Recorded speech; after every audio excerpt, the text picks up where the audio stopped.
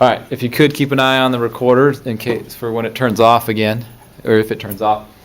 Okay, so as at the beginning of that, we have planning, and we're gonna talk about that right now. So, in the planning phase, there are two important parts to note.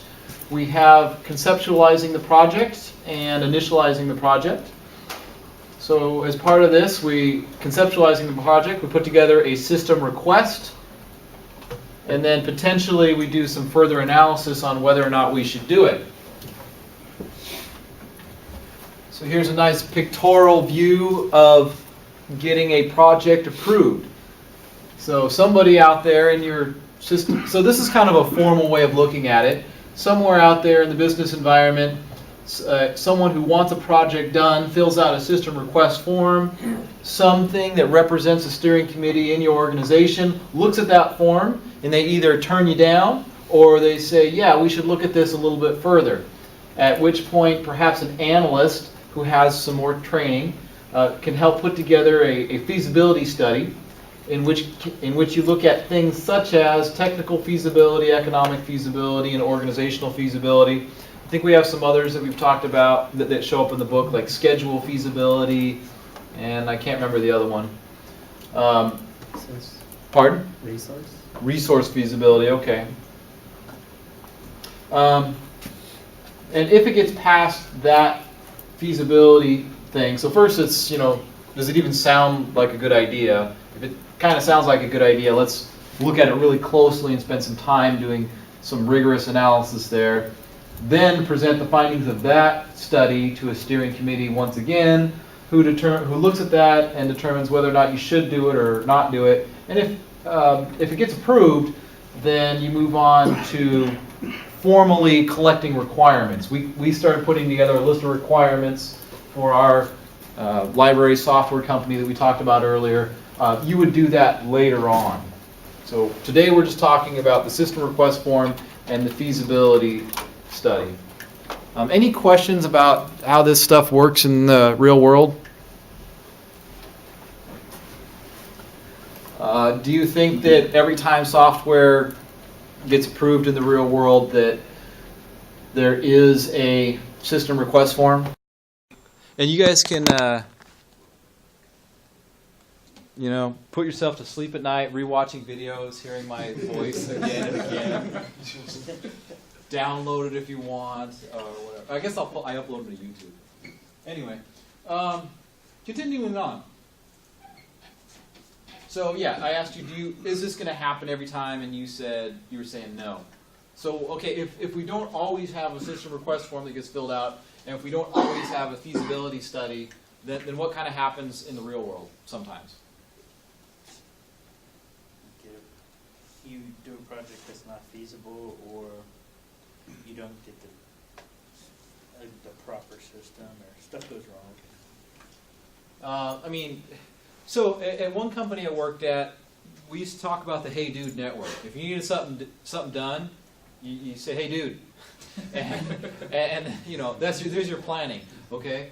And so sometimes it's not. One of my points was it's not always completely formal in how you do things. It might be that your boss or whatever says, hey, you know how to program, or you know people that know how to program, and you just go to a whiteboard, or you're at a frozen yogurt shop and you just start drawing something out on a napkin and you say, hey, this is what I want. This is maybe you do a flow chart, whatever it is, and they say go.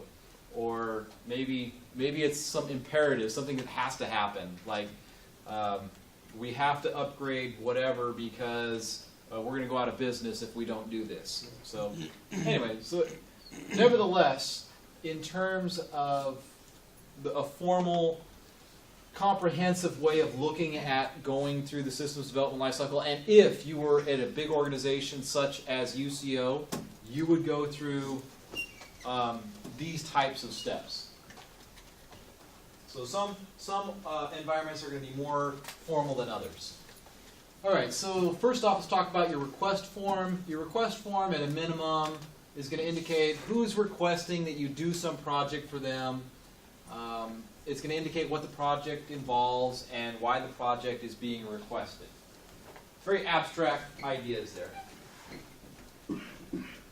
So here's a nice little sentence here. Think of the request form as a job application for projects. If you're an organization and you have limited resources to complete projects, like here at UCO, the IT staff has lots and lots of different things they could be working on. They can't do all of them. They have limited money. They have limited people. So if people submit applications for projects by filling out the form, they're going to then use that form to evaluate, in part, which projects they're going to pick up and which ones they won't pick up. So that's why it's kind of like a job application for projects. Here's an example of a very simple request form. Not all request forms are going to be structured like this, but the spirit of what they communicate will be similar. So in this case, I'm just going to kind of read through it all. System request, and what is the type of system that's being requested. It says WPCTechWatch.com website redesign. So they're going to do something to that website. The project sponsor, the person requesting this, is Doug Smith, chair of the Web Oversight Committee at part of the Department of Information Systems at the W.P. Carey School of Business at Arizona State University. And there's a date on which they're making this request. They have a little sentence communicating the business need. And notice that the red underlines are indicating the key parts. So why is this needed? This project has been initiated to increase student enrollment in the W.P. Carey College of Business Computer Information Systems degree program. All right? Requirements. This website should aggregate articles, podcasts, videos from a wide variety of technology websites, and it'll encompass the majority of topics within the IT field. Students should be able to log in to access saved content and preferred settings. Special functionality includes, it should have an RSS feed. You should be able to customize and save user preferences. It should aggregate automatically technical content. There should be a search for content by keyword or media type. So this is supposed to appeal to potential MIS majors, apparently, this website. Rating and tagging of site content, promote the School of Business and its programs. So obviously this doesn't sound very compelling. It's just an example. Well, they're just saying that they have this problem, they want to get more people in the degree program, and they think that by redesigning their website and including these things, that will make it happen. All right, and now they argue. So you got to have an idea of what at this point. Now they're going to argue the value of it.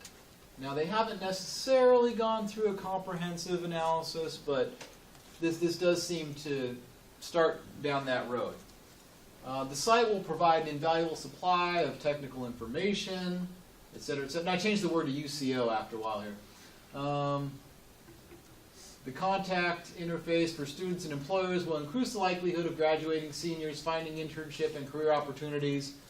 All right, anyway, so it's providing different types of value to students, both in the program, maybe before. Okay, estimates of tangible benefits from the redesigned website. Increase to the IS program enrollment by 100 students over the course of 5 years. Increase in tuition revenue of $80,000 over 5 years. AdSense revenue from ads that are placed on the site of $6,000 over 4 years.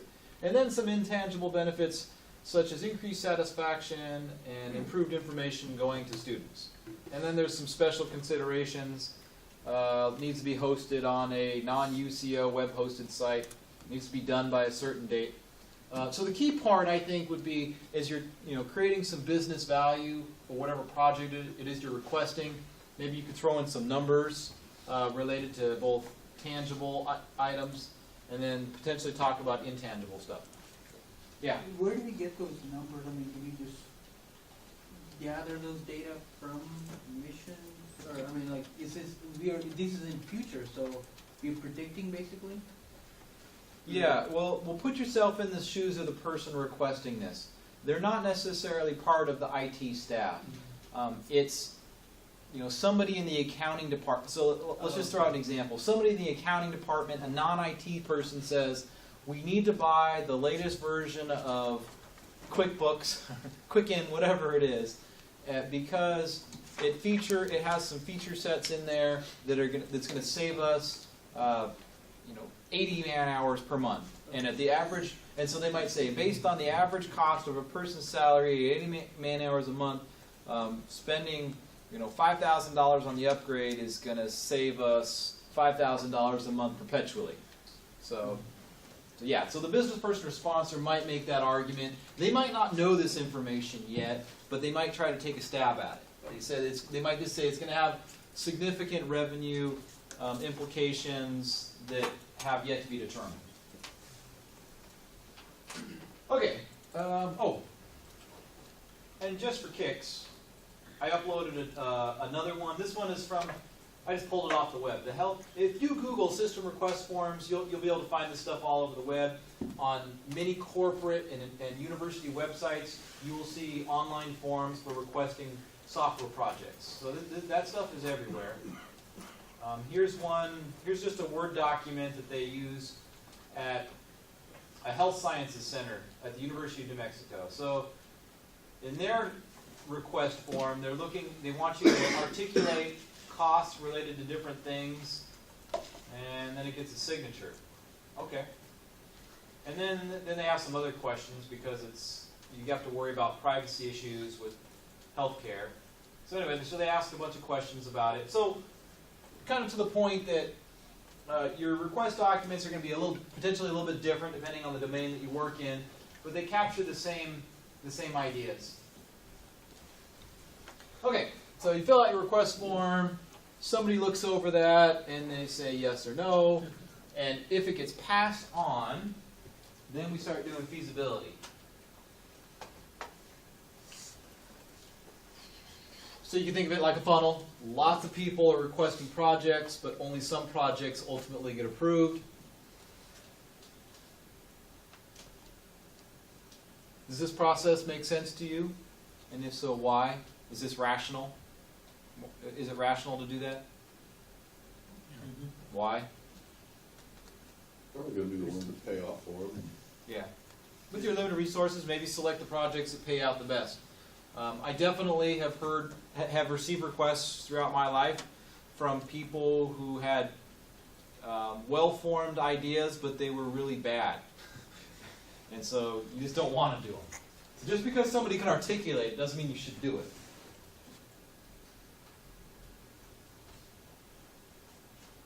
Do they usually give you they will know that you're not doing the project, right?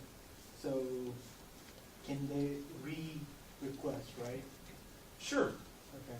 Although, let me tell you, whether you're talking to a 3-year-old or an 80-year-old, anytime you say no to anybody, they hate you. This is just something I've been picking up as life has gone on. So, politics, everywhere this comes up, you start saying no to anybody, and people don't like you anymore. So, I almost had a guy come to blows with me once. He was a manager of customer service. My boss was out of town, so it was just us as the 2 senior managers that were left, and I could tell, man, the eyes were just bloodshot, whatever. He started talking. He was ready to go to blows about how I didn't care for the customer, and and he did, and I was just kind of crazy because it really wasn't my call. It was our business manager who was out of town, and he made the calls on all the projects and said yes or no, and he had really good reasons for them. But this guy felt slighted, and he felt it was my fault because I managed the IT development. But no, I went to my boss to say, which projects do you want to do or not want to do? And he would let me know, like long-term vision for things that we had. Like in this particular case, for example, we were going to stop selling our product and start reselling a much bigger vendor's product. So it didn't make sense for us to invest tons and tons of money into this. But because the partnership hadn't come about yet, but it was about to come about, he didn't want to let all the employees know that because we're not allowed to have that word on the street out yet until the deal's done. And so sometimes you got your mouth shut and you can't say anything. Anyway, okay. The three types of feasibility that I'm featuring here. I want you to note that this is going to be probably at the end of your report. So as you talk about re-engineering somebody's process, hopefully with some great IT, you should have a section in there that talks about the organizational feasibility, the technical feasibility, those two are easy, and lastly, the financial feasibility, or economic feasibility. So again, just noting that these two are relatively easy. This one can be difficult for various reasons. All right, so the technical feasibility just really answers the question, can we build it? If I personally represented the IT staff for some company right now, if you were to come up to me with web projects to do, and you wanted it done in Java or C# or PHP, I would say no problem.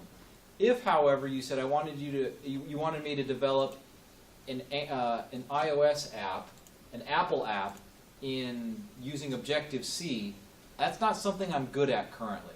I can barely do some of that, and so to do anything substantial would take me, like 100 times longer than it should the first time around. Probably at least. So you could expand out my example to a whole company, a whole organization, and answer the question, can we build it?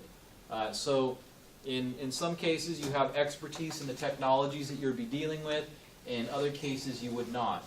And so as you look at the possibility and write about in a special section in your report whether or not the organization or the consulting organization could do that project, you would take into account things like, do they have the technology, expertise? I guess it could also be that the size of the project. Maybe it's just too big. It would, based on your staff, it would take you 10 years to do it because I remember once. I've got lots of stories. So once I got hired on at this startup company, and they wanted us to make. I don't know if you're familiar with. You are familiar with Skype.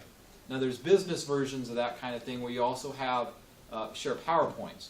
At one company I got hired onto, they said, we want you to create screen sharing software that also has video sharing in it, audio and video and screen sharing. And this is early in the days of that type of technology, and we're like, oh, okay. And they said, well, basically, and we want you to, compete with an IBM product. And we looked into what they had done, and they had a team of 30 people that were working on it for 5 years, and we had 2 employees.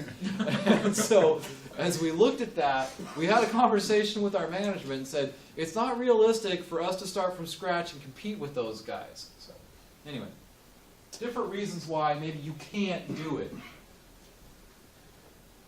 So here's a write-up, an example write-up, which I would like you to review at the time that you put together your feasibility sections related to the technical portion in your papers. So you could assess the technical feasibility as high, medium, or low.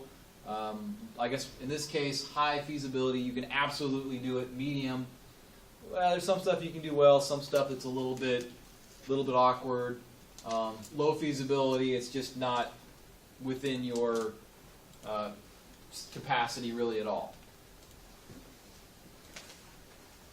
Organizational feasibility. This is just really asking, is it likely that if you put into place this project that people will use it? It's getting better now, but I think a really good example of this two good examples of this. Knowledge management software. Knowledge management software over the last several decades could cost you tens up to $100,000 or more for software that would support knowledge sharing among employees.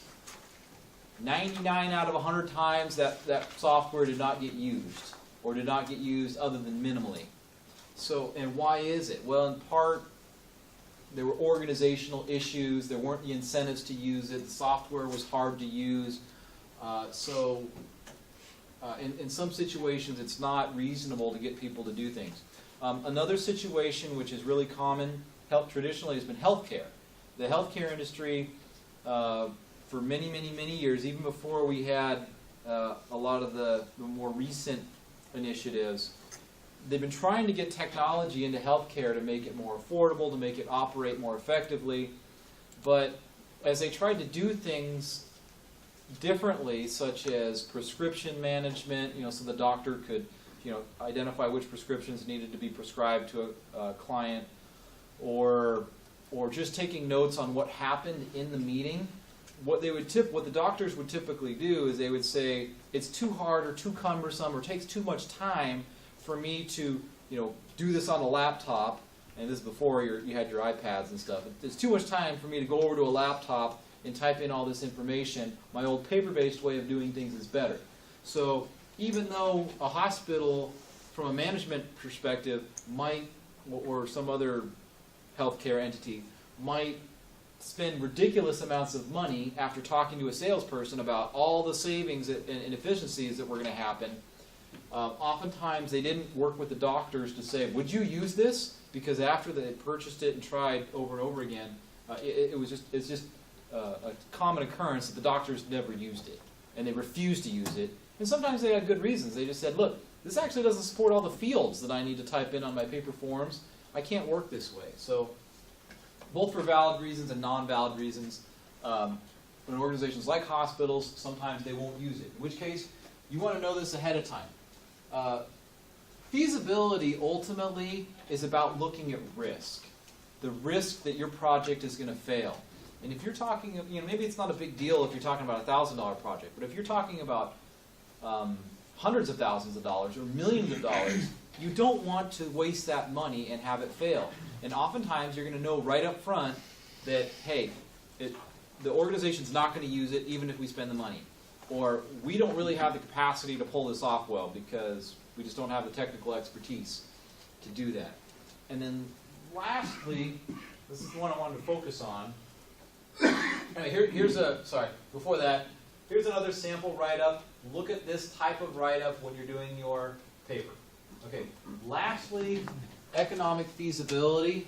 This is where I would love to see you guys put some meat into this. You guys are business students.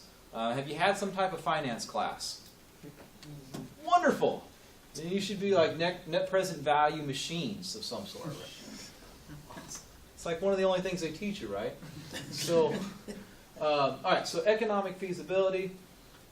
This helps you answer the question: should we build it? So you should be having a rational conversation in your head. If it's going to cost $100,000 to build it, and it's only going to have $30,000 of financial benefit ever, and really no benefit beyond that, then it doesn't make sense to do it. So, should we do it from a cost-benefit perspective? And you could put together a bunch of different financial metrics to help you determine that. Okay, now two different things about economic feasibility.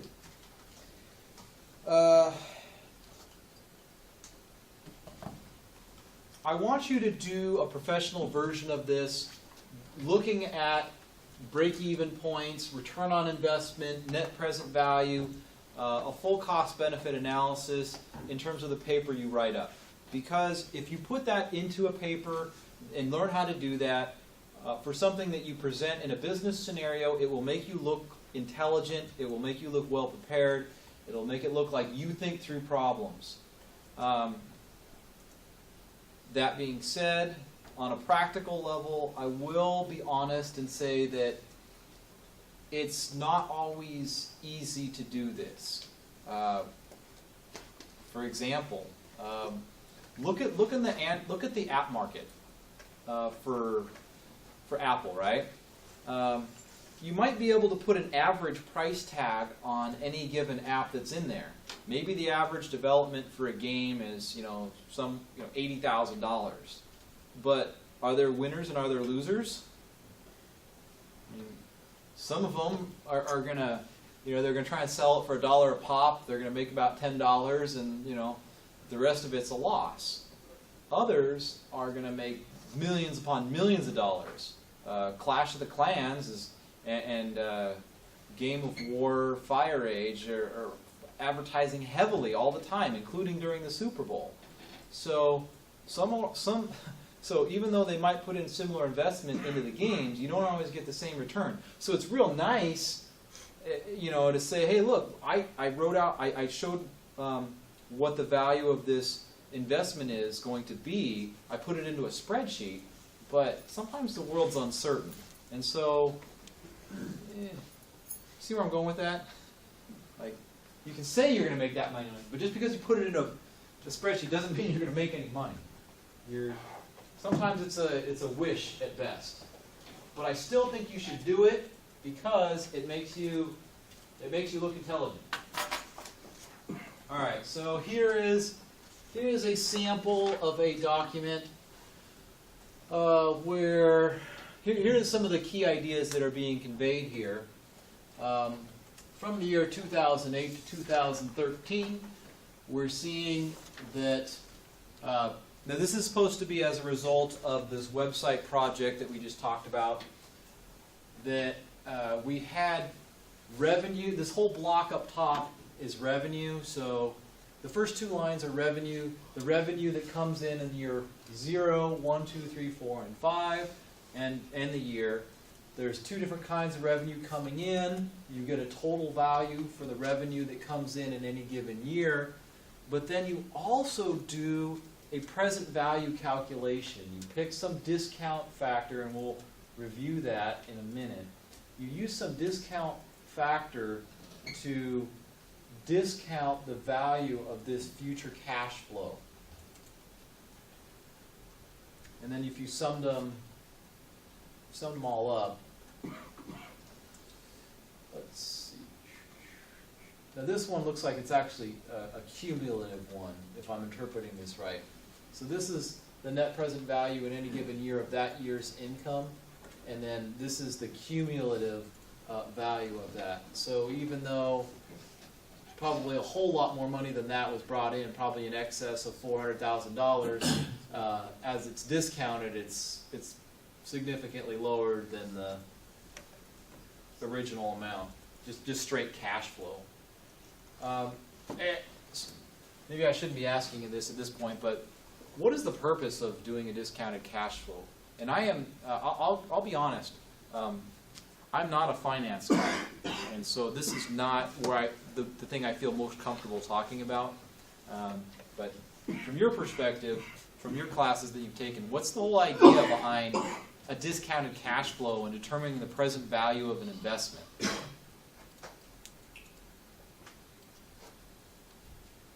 Remember anything? So you can compare, the present value right now, you'll be able to put in perspective of what you are going to be. It's like a cushion. It's like a cushion in case it's not what it really is. I don't know if I'd look at it as a cushion. Cautionary. It's just showing that $100 isn't going to be worth $100 in 5 years. But why? I mean, yeah, that's kind of true, but why? Why isn't it worth... So you can make You can't have it now. decisions That's the based upon. You're making it... Well, there's a couple different explanations that you might read, but one thing that you might consider is that if you're a finance guy, you have multiple investments that you're looking at. In the same sense that we were looking at a steering committee for IT projects, in the capital budgeting process that might happen every single year, as they're looking at which projects to invest in and not, a finance guy would consider and this isn't the only explanation, and it could be partially wrong, but a finance guy would consider the return on investment that they would get on any of their investments. And so they might assume that a typical return on any project that they're doing in the organization is 5%, or 8%, or 10%. And so when they look at your project, if your project only gets a 10%, if your average project gets a 5% return on investment, and your project is estimated to get a 5% return on investment, with the discounting taken into consideration, that's really saying that you're really a 0% investment over anything else that they could do. Does that make sense? So they assume, so if 5% is their discount rate, they assume that they're going to get 5% on anything that they invest in their company. And so you better, so as they're looking at the cash flow from your thing, you better be doing better than 5%. Otherwise, their money would have been better utilized elsewhere. So that's kind of how they're looking at it, is they're trying to determine where to put their money. Like opportunity cost?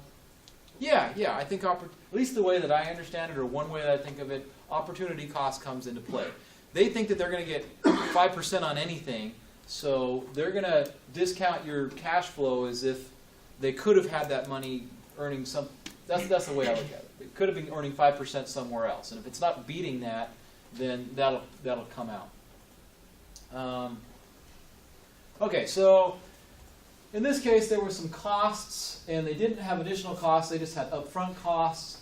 At a high level, you can take your, this is the development cost, these are the ongoing costs. So they broke it out into two parts, and they did a net, present value calculation of those two, so they discounted that money.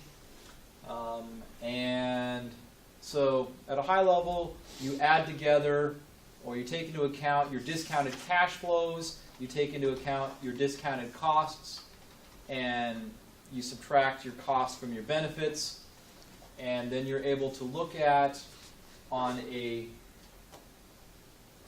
I know where this is going, but I have to back up a little bit. So sorry, I'm just, off the top of my head, I have to look at it to know what they're doing in the two lines here. At some point, they're going to look at, so this one says benefits minus costs. This one says yearly NPV. I'd have to look at it a little bit longer to remember what that is. I'm on video, so now I'm all self-conscious. But anyway, the next step, though, gets to your cumulative net present value.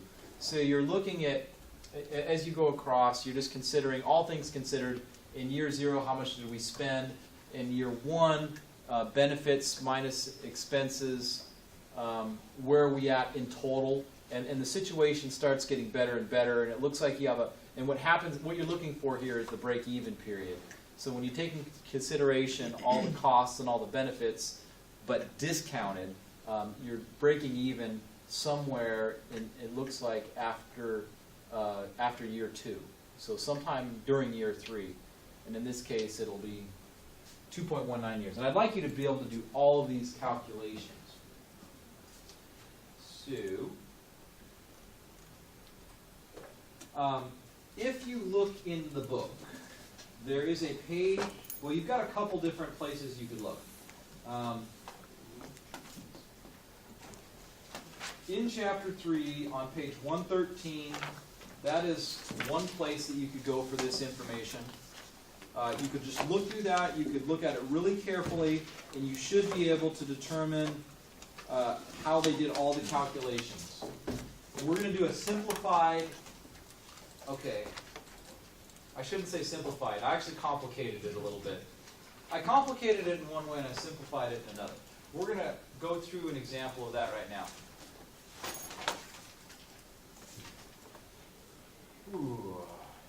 Okay, in addition to what's on 113, I also uploaded this thing that says Appendix C that goes along with our book. Although I noted something that is kind of just upsetting about it, and that is this diagram is actually drawn, or this table is drawn wrong in the appendix. It's right in this, in that there's a number here that says 6,122,893. In the appendix, even though it tells you about how the calculations are done, it puts that on the wrong line. So all the numbers are in the right boxes on page 113. Two of the numbers are in the wrong box in the appendix, so that's bad. But you should, through reading the appendix, be able to figure this stuff out. All right, so different things related to economic feasibility that you might talk about in your papers.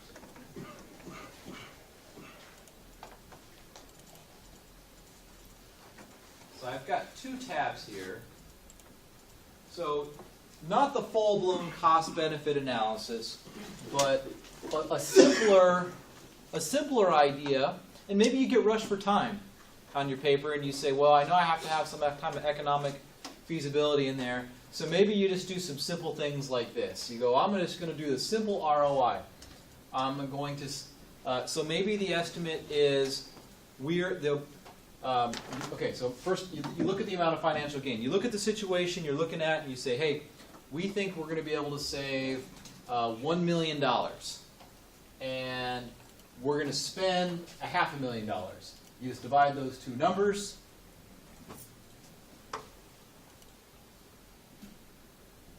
And that gives you your return on investment. And so here's an example of that in a stock context. If you bought a stock at 1,000, if you sold it at 1,300, your gain is 300. You divide that by your initial investment amount, which was 1,000. You had a 30% return on investment. So if you were in a hurry, you could just do a simple type calculation like that, and that's your return on investment.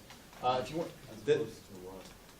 as opposed to doing, yeah, I want you to put this. I want you to do this one in the book, if you can. There's multiple reasons for that. One of them is that anybody that picks up your projects afterwards, faculty, whoever goes, will say, wow, the stuff that you do in the BSAG class looks pretty good. But hopefully it'll also help you out in your jobs. Just the type of documents that I created in my system analysis and design class and in my first projects in the work world, I carried those with me. I printed them out, I had them bound, and I took them with me to every interview I ever went on. And they all looked at it like, this is the most amazing thing I've ever seen in my life. You know, you're a genius or something. And it's like, well, it's just what I did in my class. Let's not say it that way. Just say like, yeah, I am. Right? So I want you to look good. This is good portfolio material. All right, so a very simple financial analysis might be to just calculate ROI that way. Another way to do ROI, and you can Google any of this stuff, okay? Finance is an entire discipline, and calculating ROI or discounted ROI, you can just type it into the internet, you'll see it in there. That's not an IS topic, it's just on every investment and stock website out there. But just talk about how the simple ROI would differ from discounted. You would determine the net present value of your benefits divided by the total present value of costs. So, using the same problem that we just had, where we came up with 30% return by having $300, we would say, well, so you can see that in your appendix that if your discount rate is, for example, 5%, then you create a multiplying factor, a discount factor for the year. You go 1 divided by 1.05, and if it's just in the first year, you do it one time. And I'm not explaining this very deeply because I expect that you'll have read the material and you understand it. But if it was year 2, you would be dividing it by 1.05 times 1.05. And if it were in year 3, it would be 1.05 times 1.05 times 1.05. And you get this number which you then multiply by the benefit that happened in that year. In this case, there's only 1 year, so we add 0.05, the discount rate, to 1, and we don't have any extras in there. So 1 divided by 1.05 is this number. We multiply this number times the benefit that we got, which I wonder if I should have done it that way. But anyway, that's fine, I guess. So the present value, so I just multiplied it by that, and I got that number.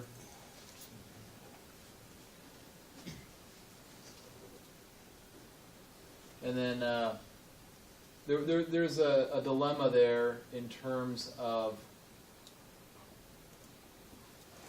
see, I'm sorry, I'm waffling here because I realized that I did it differently. So this one I did, the gain was 300, and this one I did, the gain was 1,200. So I could have maybe done that times the 300, but at any rate, I'm just, so now I've completely messed up this example. But at any rate, oh, well, okay, sorry, I adjusted.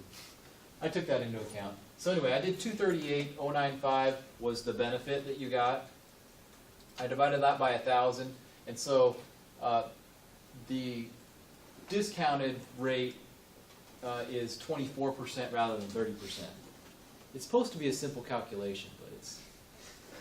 You know, I actually spent several hours today reading up on this material, and even though I went into it thinking, oh, this is super easy, I find that there's all these like little twists to it. Like even just on this, again, I'm not a finance guy, so I was having to review this. I'm like, okay, I know this is the most simplest calculation from finance, but I'd never do this, so I want to make sure I'm right when I'm talking to you about it.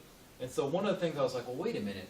If the definition says it has to be the present value of costs, my cost was 1,000 at the beginning of the year, well, so one of my dilemmas was, is my denominator 1,000 or is it the net present value of 1,000?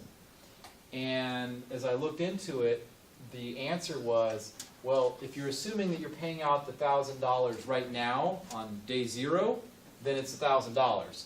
But if you're assuming that you're paying out the $1,000 at the end of the first year, which is the exact same time that you're getting your benefit of $1,300 discounted, so if I was assuming that I was paying at the end of the year and getting the benefit at the end of the year, then I would have to discount both numbers. So it got a little trickier than I intended. So it turned out, I had to look deeply, and it turned out, okay, since I'm paying one up front and one now, and getting the benefit later, this is discounted and this is not. And anyway, so I think that's right. I think you just get an idea that if you take interest or the cost of money into account, that you're making less money than you think or would be preferred. All right. Well, we've got this great example that I'd like to go through. It's 10:06, and I think that is the wrong time to start this and go from top to bottom for exactly what I want you to do on your projects. So let's go ahead and pick that up next time. But let me mention the homework. I created 2 homework assignments. Oh man, see, now we got a wrench. Yeah. Since I didn't finish this, you can't do homework assignment number 5. I was like, Devastating. All right. So homework assignment. Okay. So first off, we've got systems request.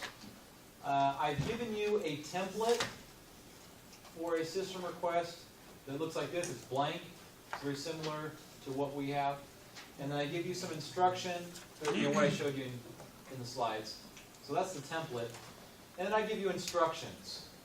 And the instructions are kind of lengthy, but the spirit of this is I want you to put together a fictional systems request. Okay? I want you to do a fictional system request that's very much like unto what you saw in the slide example. But, and one of the reasons for all the writing on here is because I want everybody to turn in their own fictional requests. So I give you some ideas, but of what context you might make up your request in. And that's what most of the writing is about. If you have questions, let me know.